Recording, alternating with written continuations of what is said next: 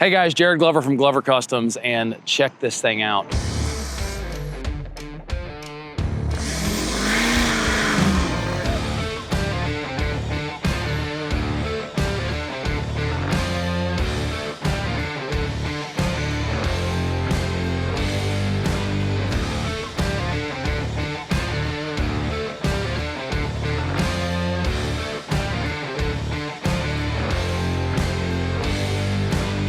So behind me is our 2001 AM General Humvee. Now I know there's a lot of different nomenclature for what is kind of in layman's terms called a Humvee, but for the simplicity of my own knowledge as well as this video, we're gonna call it a Humvee. So this was fully restored by Plan B Trucks in Utah. And what's really cool is last spring, my wife and I were out at Barrett-Jackson in Scottsdale. I had never been before. I had never bought really at a live auction. I do all of our used car buying at the dealerships, but I do everything from my computer all over the country. So it was kind of a fun first experience to not only be buying in person at an auction, but to be buying at Barrett-Jackson. And I had my eye on this Hummer. There was a few others last year that were running through, but I knew about Plan B Trucks and what they do out there is really, really cool. They take military spec Humvees that they basically just take from just bare bones and completely strip them down and start over. So they get all new interiors. This one has a very high horsepower Duramax with an Allison transmission and a 2-speed transfer case, which is really cool because most H1 platform vehicles are always in 4-wheel drive. So the drivability is not as good.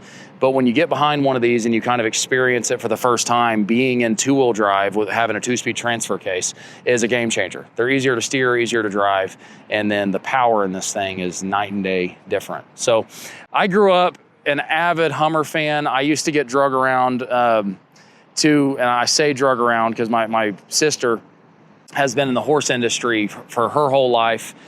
She's a little bit older than me, so that means my whole life. So growing up, we would be in different parts of the country at horse shows. And I remember we were in, I believe, Scottsdale, Arizona when I was like 10. And it's fun to tell this story because my oldest son is now 10. And seeing his passion for the things we do is just like little me. But Scottsdale, Arizona, this would have been around 1999, year 2000. And we're driving down and the Hummer dealership was on this street. We were heading to dinner and there was a yellow soft top Hummer H1 that had custom airbrushed. They had almost looked like the paint had been ripped away from the sides of the Hummer. That was the day that I fell in love with the H1 platform, and I always wanted one from that point forward. So fast forward 20 years later, Thanksgiving 2020, I found a 1999 Hummer H1, and we'll share some videos here or some photos in this video. But that kind of became my baby, and Glover Customs has done some cool stuff to it. It already had a lot done, but we had it painted down at Starwood Motors and did some really cool things before Starwood was no more. But that H1 really is going to be a part of our family, hopefully forever. But the star of this show for this video is this 2001 AM General Humvee, and really how it came to be and what we've done to it since we got it back from Barrett-Jackson.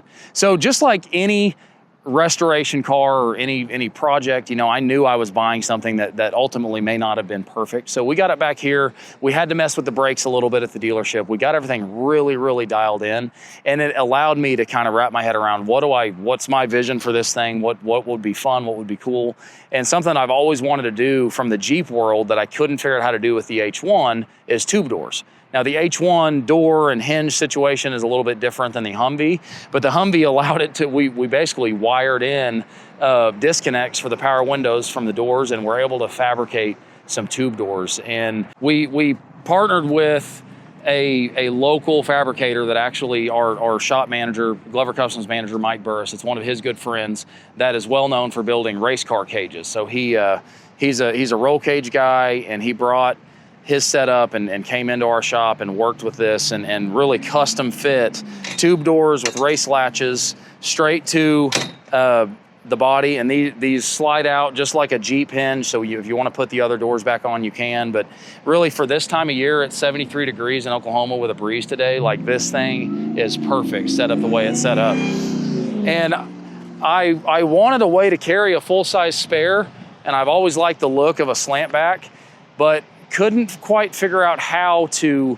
match up products on the market from some of the other manufacturers that make parts like this. And so we looked at what other people had done with the H1 or the Humvee platform, and then we had to fabricate our own. And the main reason why was this. So this is where the seatbelt retractor goes in the Plan B truck's hardtop. So this hardtop, to integrate rear seatbelts, because remember, this is a Humvee and not a civilian H1, the seatbelt retractor is in this box. So a lot of the chase racks, you can call it, that are out on the market would not allow for this because their tubes would have gone right through the middle of this.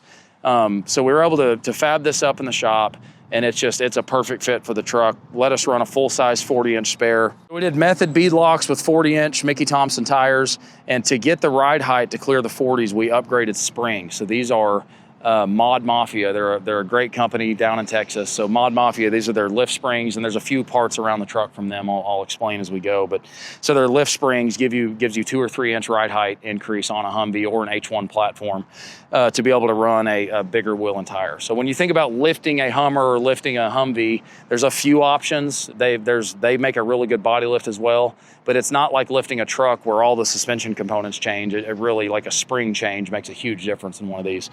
So we go a little bit further around. We did deviate lights all the way around, and we've got them on separate switches. So we've got rear-facing lights, we've got corner lights.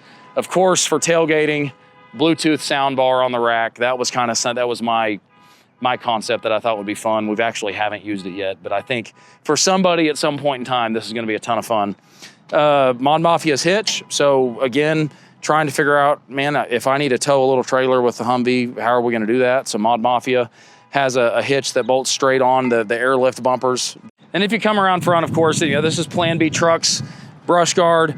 Had a wild hair a couple times to do something different here, but honestly, it's simple, it's clean, it was in great shape, so we didn't change anything. 10,000 pound Warren winch. We upgraded some of the lighting and the bumper. We did Deviate Elite Series all the way around it up here as well. So we really have an all angles lighting setup, and then another Mafia part is this snorkel, because why not be able to go in, what is this, 5.5 foot deep water in your Humvee? I mean, that'd be kind of fun, right? So if you check out the inside, so a lot of the interior is untouched from what Plan B Trucks does. I added a few things. It had no mirrors, so that's actually a billet rearview mirror for like a Razor, but we fit it up to work in this. Side view mirrors for tube mount on a side-by-side work perfectly with the doors. But the carpet, the dash setup, it's got a backup camera, it's got Apple CarPlay, Bluetooth audio, the Corbeau seats, all of that was really a part of the package from Plan B, which is pretty cool the way it came outfitted from the get-go.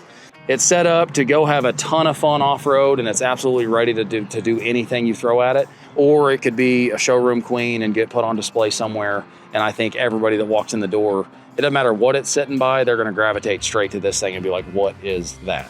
And I think that's the fun part of the H1 and the Humvee platform, is no matter what it's sitting next to, it's always going to command attention first. And that's kind of the point, right? It's borderline obnoxious. And honestly, at Barrett-Jackson, I walked in, it was in one of the outside tents, and I walked in and I saw it. And the stay, we've got some pictures to share of that as well, but it was sitting on 37-inch tires. It wasn't lifted. It was really well done. No tube doors, but the full doors. The interior was clean, but a little underwhelming.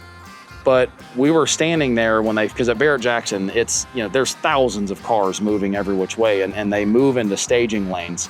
So we had plenty of time before it ever got inside to be able to bid on it. So we went out to the tent and we listened to them fire this thing up for the first time. And I think that's when I was super excited about it. So for the sake of science, I'll share that with you guys.